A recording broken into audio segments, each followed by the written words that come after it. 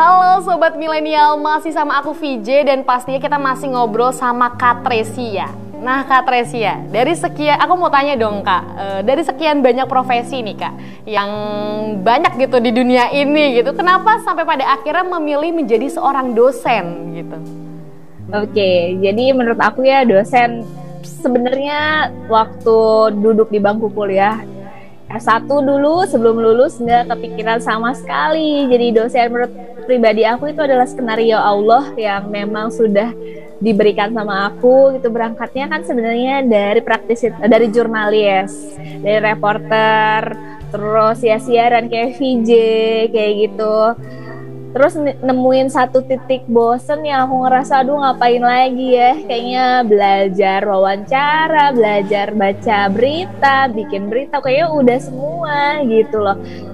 Dari kebosanan itu berangkat lagi kuliah S2. Sebenarnya wasting time, jadi aku tuh karena nggak tahu mau ngapain, kayak nikah belum waktunya tuh waktu itu gitu kan.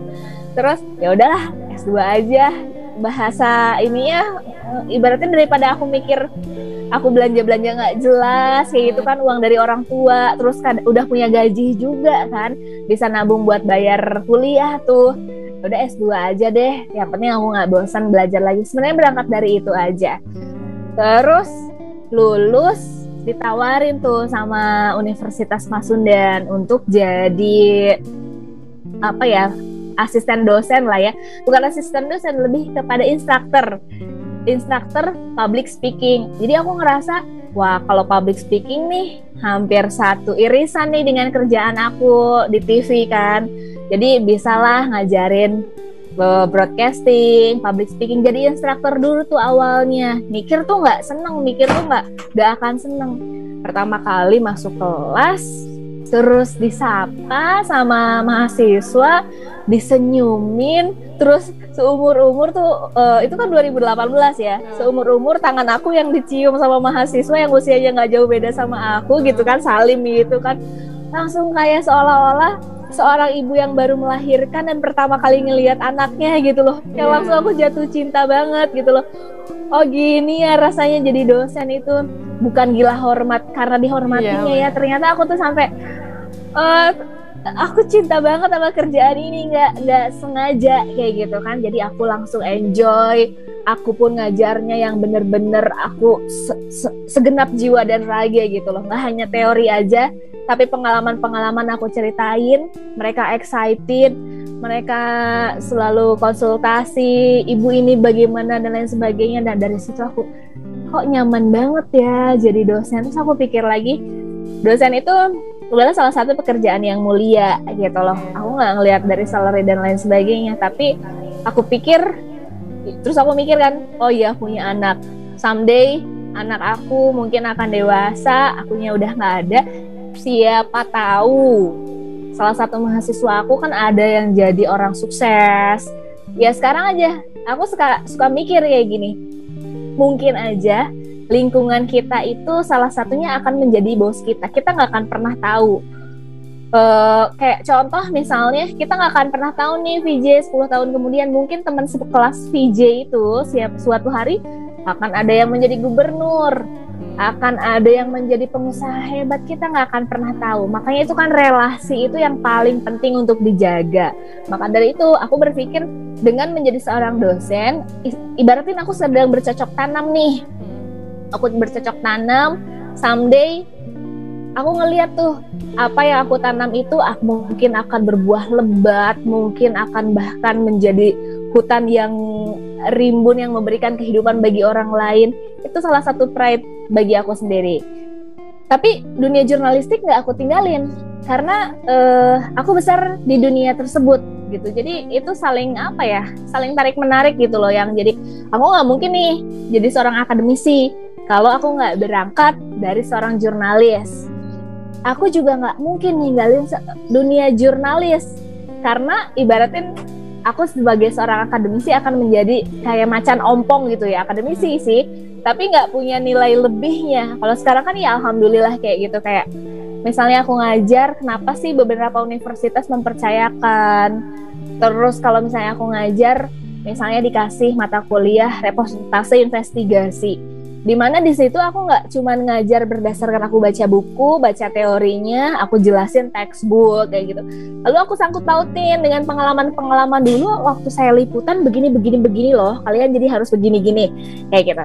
Itu loh salah satu contohnya. Jadi menurut aku itu adalah skenario Allah yang aku syukurin, aku jalanin, aku ikhtiarkan. Kayak contoh sekarang aku udah lulus S2, tapi saya rasa nggak cukup nih sampai di sini VJ. Walaupun dengan keterbatasan ya, sekarang udah punya anak mau 2, udah nikah, tapi saya berusaha untuk saya tetap nih harus kuliah lagi S3 gitu. Seru banget sih ngedengar cerita Kak Tresia sebegitunya gitu. Tapi aku pengen tanya sih Kak, selama ini gitu Kak Tresia menjalani sebuah kegiatan yang banyak banget gitu, pernah nggak sih ngerasa di posisi ngejalanin sesuatu tapi nggak nyaman? Dan terus gimana cara Kak Tresia tuh membuat kegiatan yang tidak nyaman itu jadi nyaman atau malah meninggalkan gitu? Jadi kalau aku selalu nikmatin dulu prosesnya. Jadi tipikal aku tuh kayak gini, ambil dulu peluang yang ada, kira-kira apa nih peluang yang ada, kita ambil. Setelah itu nikmati prosesnya. Setelah kita jalanin, kita itu bisa menimbang mana baik dan buruknya untuk pribadi kita minimal. Apakah kita lebih cenderung senang atau cenderung nggak senang. Bahkan aku selalu hitung nih, bener-bener aku hitung nih, positifnya apa, negatifnya apa. Misalnya contoh, waktu itu aku mikir nge-MC kan, di kontrak MC ke beberapa titik di luar kota. Aku tulis ya, positifnya salary-nya 1 titik A, B, C. Negatifnya pulangnya malam. Negatifnya jauh dari orang tua, lebih bahaya, ketinggalan pelajar mata kuliah dan lain sebagainya. Nah, aku sih kalau aku pribadi ya, setelah aku pikir itu dampak negatifnya lebih banyak, jadi nggak usah blunder deh, karena sekali lagi kita itu nggak bisa, we cannot please to everyone. Kita tuh harus menjadi pribadi yang asertif. Artinya asertif tuh ada di tengah-tengah, bukannya agresif dan juga bukannya pasif. Terkadang kita nih sebagai pekerja, kalau kita ngerjain sesuatu, karena kita tuh misalnya contoh VJ nih baru siaran nih, baru ada di lingkungan kantor misalnya, contoh di Badar TV. Karena VJ ngerasa junior di sini di salah satu lingkungan itu, jadi VJ tuh cenderung pasif, yang nggak mau mengutarakan komentar kayak gitu. Misalnya disuruh dieksploitasi lah bahasa ininya ya. Kamu kerjain A, B, C, D. Karena ngerasa junior, oh iya kak. Nah, VJ itu sudah zolim terhadap diri sendiri. Artinya VJ sudah menjadi manusia yang pasif. Tapi juga, jangan juga menjadi manusia yang agresif. Mentang-mentang di kantor misalnya, saya kan kerjanya sebagai penyiar, gak mau saya bantuin dubbing misalnya, saya gak mau bantuin ngerjain naskah kayak gitu. Langsung misalnya disuruh tuh, enggak lah itu kan kerjaan kakak, kerjaan masnya misalnya. Langsung dengan nada yang tinggi itu berarti VJ atau teman-teman semua menjadi pribadi yang agresif. Nah, di mana kita harus ada di tengah-tengah, yang artinya kita harus menjadi pribadi yang asertif, yang artinya harus tegas. Jadi, ketika kita sudah tidak nyaman, jadi kita tegas, apakah kita lanjut atau mundur, atau bisa di tengah-tengah. Oke, saya masih mau ngerjain ini, asalkan. Jadi jangan sampai ada istilah kayak gini. Kalau teman-teman udah nggak betah di satu lingkungan tempat Anda bekerja, jangan Anda istilahnya gini, mohon maaf, buang ludah di sumur yang airnya Anda minum sendiri. Jadi terkadang kan kayak gitu ya, kita tuh udah nggak suka sama kerjaan itu, diomongin tuh kantor tuh, kantor saya misalnya nyebelin banget, bosnya nyebelin banget, gajinya tetap kita terima tiap bulan. Nah, kalau teman-teman udah nggak suka dengan kerjaan itu, dipikir udah banyak mudorotnya deh, tinggalin, gitu kayak gitu kan. Cari kerjaan yang lebih baik, yang lebih membuat kita nyaman. Jangan sampai kayak gitu, kita meludah di sumur yang airnya kita minum sendiri. Gitu sih ya. Jadi kita juga harus mengenali diri kita juga ya Kak. Maksudnya kebahagiaan diri kita sendiri itu lebih prioritas gitu ya. Iya, karena kan kita ngerjain sesuatu itu sebenarnya buat apa sih gitu loh. Kita kerja kan buat cari cuan ya, cari uang. Ya walaupun kita punya pemikiran saya ingin kebahagiaan orang tua, adik, lingkungan sekitar. Tapi kalau kitanya nggak bahagia ya buat apa? Pertama, kitanya juga harus bahagia. Setelah itu baru kita bisa membahagiakan orang lain. Itu sih poinnya. Iya, intinya kalau misalnya kita bikin bahagia orang lain, terus misalnya gaji dikasihin semuanya ke orang tua kita, kitanya akan depresi, kitanya akan ngerasa dieksploitasi. Terkadang depresi itu kan datang tuh dari dalam diri kita sendiri. Aduh, saya kok hidup saya gini amat, nasib saya gini amat, saya kerja banting tulang, bahasa lebaynya tuh kan gitu. Sementara gajinya nggak saya nikmatin buat adik saya aja kayak gitu. Nah itu sebenarnya datang dari diri kita sendiri kan. Coba kalau misalnya kita lebih bersyukur, oke, gaji kita misalnya 3 juta, oke lah, kenapa enggak kita sisihkan sebagian kecil untuk kebahagiaan kita. Itu kita nggak salah kok. Kita mengambil hak diri kita.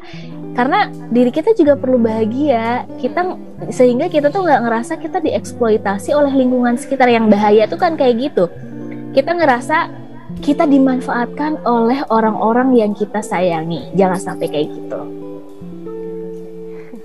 Waduh, sobat milenial mungkin di rumah bisa mengikuti cara-cara tadi Kak Tresia ungkapin gitu ya, gimana caranya membuat suatu hal yang nyaman dan tidak nyaman itu menanggapinya seperti yang tadi Kak Tresia bilang.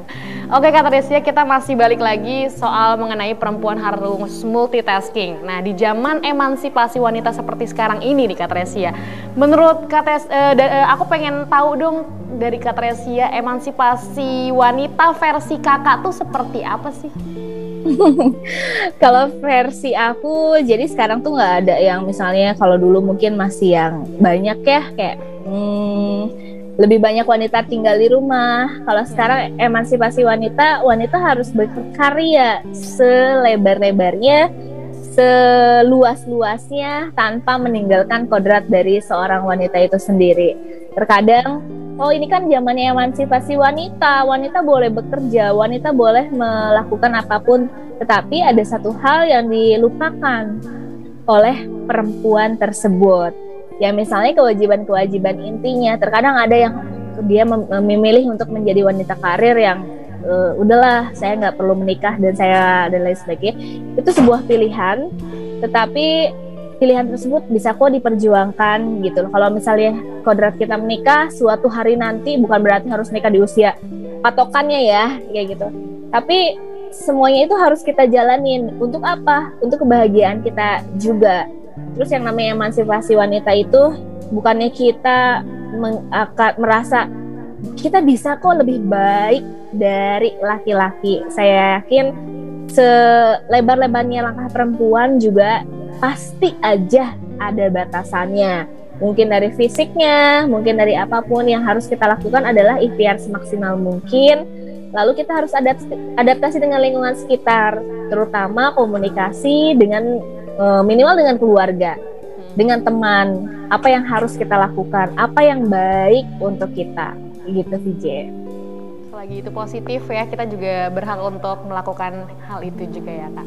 Oke Kak Tresia, kayaknya kita akan ngobrol lagi, tapi kita akan jeda dulu sebentar. Jadi sobat milenial jangan kemana-mana ya, tetap di Ngobrol Bareng.